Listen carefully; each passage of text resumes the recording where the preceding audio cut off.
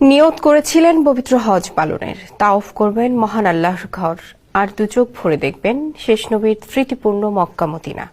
কিন্তু বিমানবন্দরে যেতেই বাধে বিপত্তি। শুধুমাত্র নামের কারণে তাকে আটকে দেয় ইমিগ্রেশন কর্মকর্তারা। এমনকি বিমানের পাইলটও তাকে নিতে অস্বীকৃতি জানান। তবে তিনি দৃঢ়ভাবে বিশ্বাসী, মহান আল্লাহ নিশ্চয়ই তার খাস নিয়ত কবুল করবেন। কিন্তু তাকে ছাড়াই উড়াল দেয় ফ্লাইট।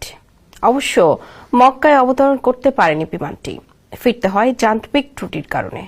মেরামতের পর আবারও উড়াল দেয় বিমান, কিন্তু আবারও দেখা দেয় সমস্যা। বাধ্য হয়ে দ্বিতীয়বারের মতো ফিরে আসে ওই উড়োজাহাজ। তবে এবার পাইলট ঘোষণা দেন, ফেলে যাওয়া সেই হজযাত্রীকে ছাড়া তিনি বিমানই ছাড়বেন না।